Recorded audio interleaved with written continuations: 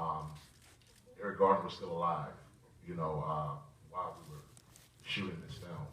So life imitated our art in a major way. In a major way, because this movie took 7 years, right, to Right. make, and they went through several directors until the universe aligned and it was Ava. But it's just so interesting that it's coming out right now. Who has a question? There you go. So, great job. I know the journey of the whole direction. I know David, I remember when it first started, and I had never talked to him. How did David brought Ava to Oprah, right? And that's what happened. Oprah had a hand in that as Yes, well. yeah. So, David did Middle of Nowhere with Ava, and they had Butler with Oprah. Butler with Oprah. So, it's that type of thing. Good question. I would have to say absolutely, because a lot of times what you learn in school is so thin. You know what I mean? But the thing of it is, when you can sit on a porch next to a woman who was there, and you're like, and what happened? You walk away with a different thing, because like we talked about earlier, we used to just have a program where the people said different parts of the I Have a Dream speech, and that was pretty much it.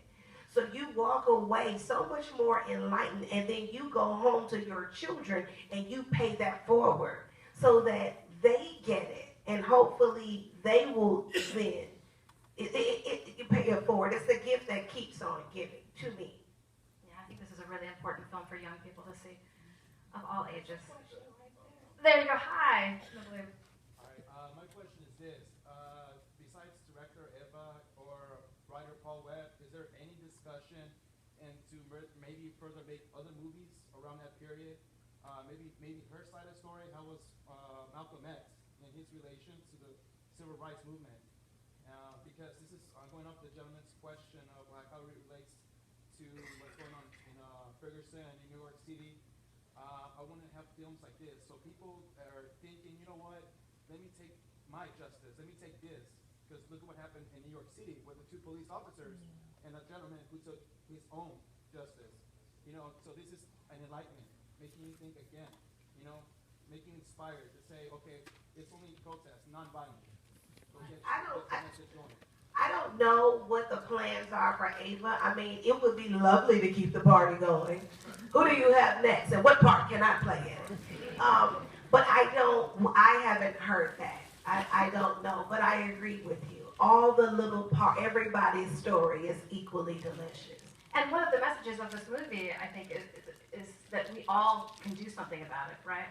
We can all do something in our own way, right? All right, who else? Sir, yes.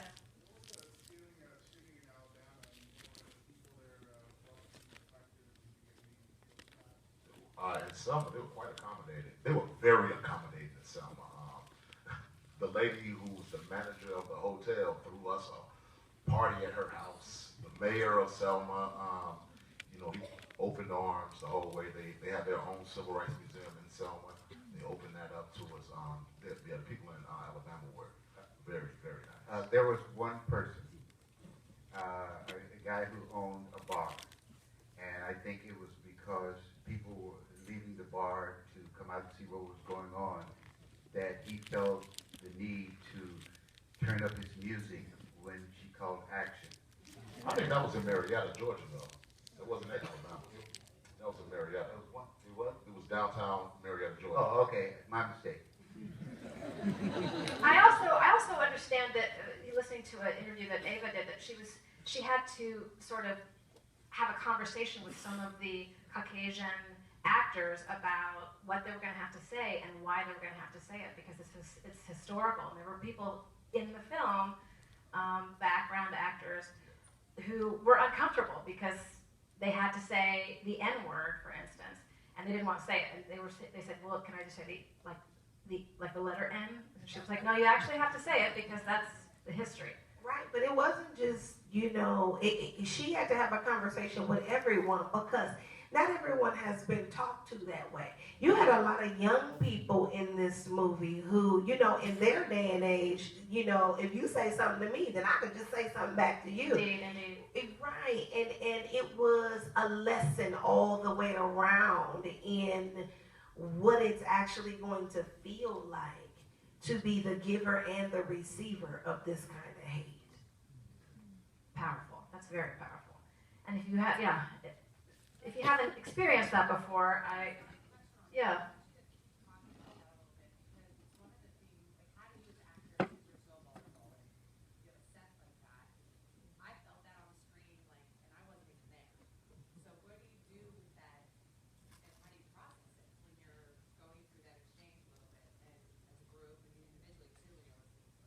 The question was, how do they, as actors, internalize some of these big issues? I would have to say, collectively, we fellowshipped.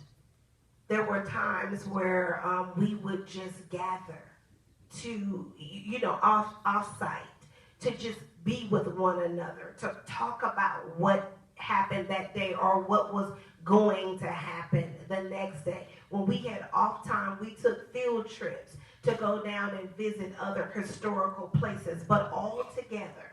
And there was just a connective tissue, a tie that bound us together in a way, and we were each other's support system. You know, I can't speak to what happened when people went off alone. I called my husband like, you ain't gonna believe this, you know, but together we held on to each other. Omar, did you have a thought about that? I thought you were No, she's 100% right. Like, we moved as a unit the whole time. Like, whether we go to Intercontinental where Henry was at, or I was staying in an apartment, we always were together. It was really, I've been in a lot of movies. I've never done that before, though. And we really, honest to God, became a family. Right. We travel together, we hang out together. There's a group text that has been going on since the summer. Since the summer, yeah. Right? Yeah. Daily. Yeah. Am I kidding? Daily, yeah. Daily. Everybody hit me up at birthday today. Yeah. I mean, and we travel, like, for real. Like, we are, my wife, myself, Jay, and Niecy, we're going out of the country to go see Coleman, who plays Abernathy. He's in London right now. We're going to see him this weekend. Wow, I love it. It's real. It's happening. Who has a question? That guy right there. Hi. Right there in the gray. You. So one of the things I liked about the film was the way that it jumped head on with the issue of Martin Luther King's infidelity. As that's not something we've seen in film or talked about in history, do you feel like that particular issue was explored well in the film, and as well in terms of your membership of a community which, you know, is obviously, you know, views him as one of the most paramount leaders for justice and for the rights that you have now? Well, I thought it was handled beautifully.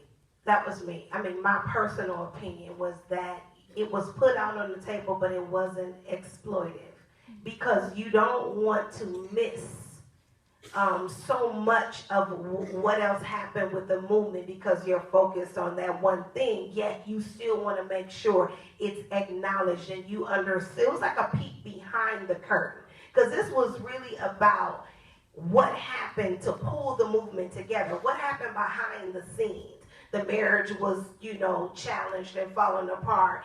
The marchers, the SNCC was having an issue with Martin's camp and all this and that. So it was a peek behind, but I'm glad that we just didn't rest in it too much, because, you know, you don't want it to be like Martin Luther King meets Real Housewives or whatever. I love the humanity. Yes. Well, during the moments of violence, they were quite prolonged and very graphic. When you were shooting them, did you feel some kind of reverence for the moment, saying, this really happened, we need to be here and feel these things to affect the audience as it really has? You know, like, when you are there in the moment, you're just in that moment. I remember when Henry was getting beat up by the cops, and then when Oprah came in and got beat up, they really didn't show this. They slammed her. She didn't even have a stunt person. Oprah Winfrey got slammed to the ground, and it was jarring. And so you're just looking like, oh my God, and it's the real reactions that are on our faces. Like you clutching pearls a little bit, you know what I'm saying? It's going for $1 billion. Beating up like this. So it's pretty simple to be in that moment at that time. And I remember when, like, the first time when Lakeith was trying to help you down, and they knocked you, it really stunned me. Like when the cops came and when Stan came, throw you down and stuff. It was very easy to be in the moment at that time. And was Oprah cool? Oh my God, Oprah's everything. She's everything. Everything you think you get a car. You get a car. I'm sorry, I just had a moment. What? Oprah is everything you think she is. She's Maya Angelou, Iyanla Vanzant, she's Gail. She's all of them rolled in one. Oh my God. She's everything. I remember we were in hair and makeup because I had a wig on, so I had to be in hair all the time, for about an hour every morning. And it'd just be me and Oprah. She called me Big O, I called her Little O. And she was trying to buy the clippers, I think. And I was like, you trying to buy the clippers right now? She'd be on the phone. Where's the bid at right now? I'm like, this is surreal. Oprah Winfrey is trying to buy the clippers in my face. You know what I'm saying? It's just like, she's everything like this. She is everything. And she pours a very stiff drink. I'm just going to let you know. So if you ask her to pour you something, it's going to be a 90% alcohol and a DNA sample of a mixer. Heavy-handed. Heavy-handed. Well, this has been incredible. I wish we had more time. We're going to keep the conversation going, right? Everybody online, we're going to tell our friends and family. Henry G. Sanders. Kip.